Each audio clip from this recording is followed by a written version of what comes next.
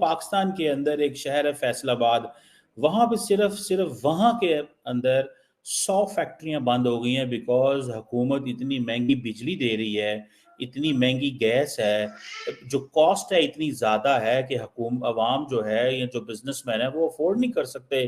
खबर यह है कि SIFC की मदद से गूगल का पाकिस्तान में आई स्टार्टअप को फरोग देने का आज़म गूगल फॉर स्टार्टअप ने पाकिस्तान और एशिया पैसिफिक में आर्टिफिशियल इंटेलिजेंस के फरोग के लिए AI अकेडमी के नाम से एक प्रोग्राम शुरू करने का ऐलान कर दिया। इंटरनेट आपकी बेसिक तरीन नीड्स में शामिल है, यूटिलिटी है।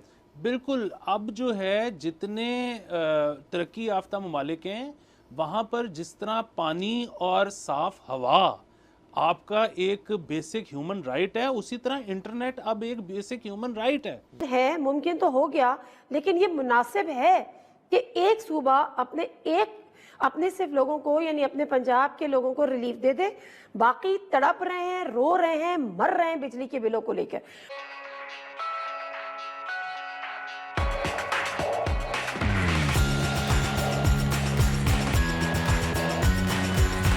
मैन्युफैक्चरिंग करना, जबकि इंडिया के अंदर मैं देख रहा था कि जो फॉक्सकॉन के जो हेड हैं वो इंडिया आए हुए थे और वो बता रहे थे कि उन्होंने 1.4 बिलियन डॉलर की इन्वेस्टमेंट भी की है जब से वो इंडिया में आई है, और तकरीबन उनका बिजनेस जो है वो 10 billion dollar US 10 billion dollar तक जो है वो ग्रो कर चुका है। और वो एक ही चीज़ कह रहे हैं कि हम भारत को जो है वो मैन्युफैक्चरिंग हब बनाने जा रहे हैं। और जो ल्यू है, इनको भारत ने पद्मा भूषण अवार्ड भी दिया है, जो कि कहा जाता है कि थर्ड हाईएस्ट सिविल अवार्ड है। वो इंडिया के तमाम जो इलाके हैं वहाँ पे जा रहे हैं, चीफ मिनिस्टर से मिल रहे हैं, जबकि पाकिस्तान के अंदर क्या है, फैक्ट्रियाँ बंद हो रही हैं। हुकूमत जो है उसने अवाम को मुश्किल में डाला हुआ है कि, और बता भी नहीं रही कि सिचुएशन क्या है। ठीक है जी।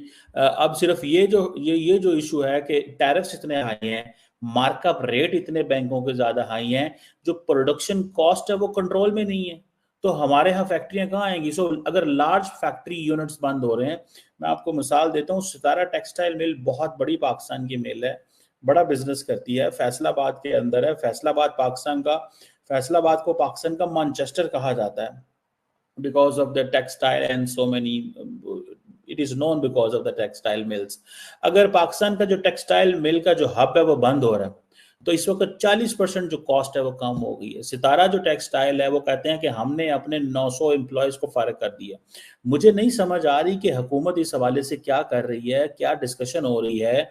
और जो पाकिस्तान की जो होजरी मैन्युफैक्चरर है या जो एक्सपोर्ट एसोसिएशन के लोग हैं, वो चीख रहे हैं, पुकार रहे हैं कि भाई जो 1.5 से 2 लाख बंदा जो है वो अनएम्प्लॉयड होगा। पाकिस्तान के अंदर जो बिजनेसमैन है वो हुकूमत को सपोर्ट नहीं करने जा रहे, क्योंकि इन बिजनेसमैन ने हुकूमत से करोड़ों अरबों रुपए कमाए हैं, क्योंकि ये हमेशा कहते हैं हमें सस्ती बिजली दो, हम दुनिया के साथ कम्पीट नहीं करना है। अब हुकूमत पाकिस्तान ने कहा है कि हम आपकी कोई मदद नहीं करने जा रहे, आप अगर दुनिया के साथ कम्पीट कर सकते हैं तो ठीक है, वरना आप अपने बंदोबस्त करें, आप कोई और कारोबार कर लें, सिर्फ वो कंपनी रह जाए जो ये कर सकती है। ठीक है। अब वो कह रहे हैं कि जी गवर्नमेंट को अपनी बिजली की कीमतें जो हैं वो कम करनी चाहिए, और पाकिस्तान की एक्सपोर्ट जो है वो कोई कॉटन ये इन चीज़ों से तो नहीं है, वो तो बांग्लादेश ऑलरेडी बहुत ज़्यादा हमसे आगे है। तो ये तो जाहिर है बहुत सबको फ़र्क पड़ रहा है। दूसरी चीज़ ये कि PTA तो बड़ी आसानी से इसमें से निकल जाएगी ये कह के कि जी हमें तो पता ही नहीं कि क्या हो रहा है, जो कर रहा है अगर आप बुला सकते हैं तो उनको बुला लें। तो उनको तो PTA तो बहुत मक्खन में से बाल की तरह निकल जाएगा। हाँ, जिस तरह ट्विटर वाले मसले में से भी बाहर निकले, वो FPR के ज़रिए जब उनको कहा गया सिमें बंद कर दें तो उसमें से भी बाहर निकले वो। तो सर PTA फिर है क्यों? ये भी एक सवाल नहीं पैदा होता? सर जाहिर है अगर किसी को आपने लाइन हाजिर करना है अभी जिस तरह किया जा रहा है तो वो फिर PTA ही होगा ना। मतलब कम से कम बुलाया तो है ना, मतलब अगर PTA हो ही ना तो किसको बुलाएंगे? हाँ सर, किसको बुलाएंगे? दूसरा सर PTA बहुत रेलिवेंट तब हो गई थी जब मोबाइल पर टैक्सेस लगना शुरू हो गए थे क्योंकि उनको अदा करना होता है वो टैक्स।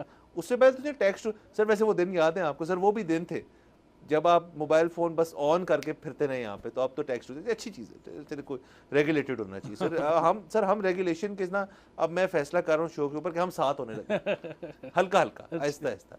तो सर मैं तीसरी खबर भी कर लेते हैं सर। वो हमारी यहाँ सीरीज़ हो रही है बांग्लादेश वर्सेस पाकिस्तान की, टेस्ट मैचेस हैं कुछ, और तो वो आगे हैं हमारे जो बांग्लादेशी प्लेयर्स हैं।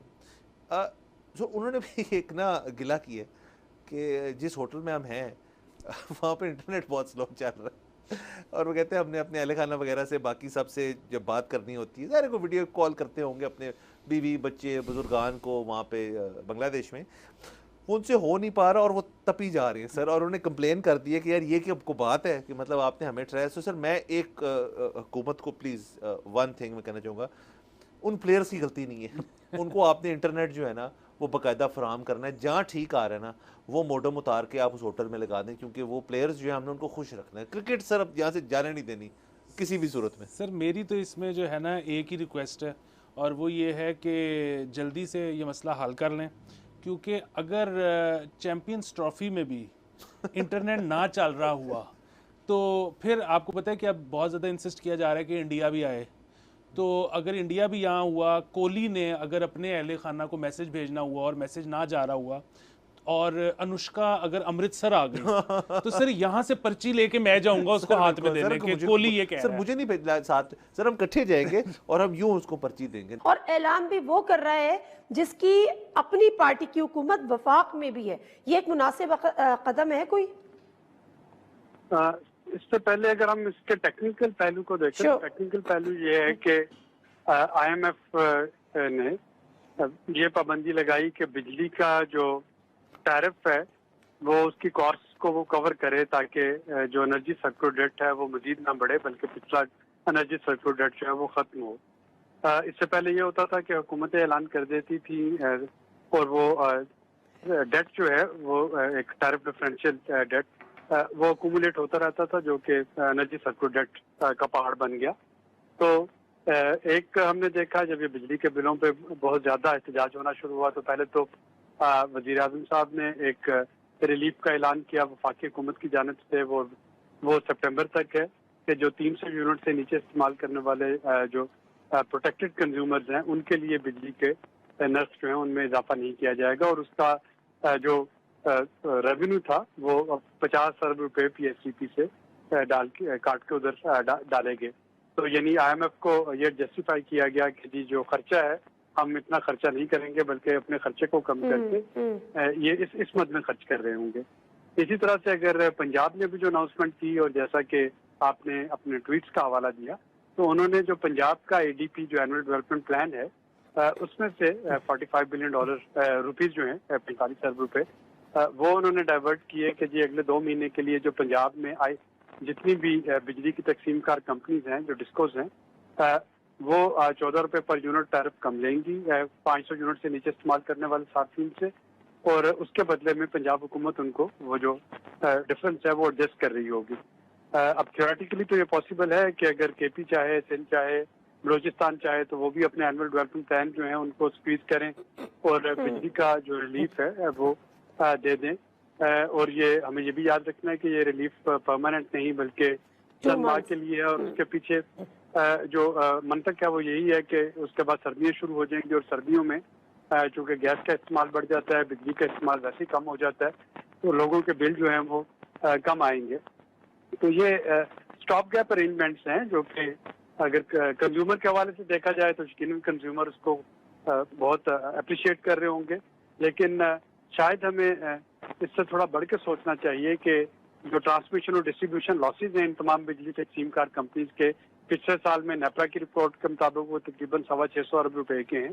तो अगर IPPs का मसला भी नहीं भी हल होता तो वो उन लॉसेज को कम किया जाए और वो जो लॉसेज करके हमारे पास जो क्वेश्चन बचे उसको हम कंज्यूमर की तरफ डाइवर्ट करें।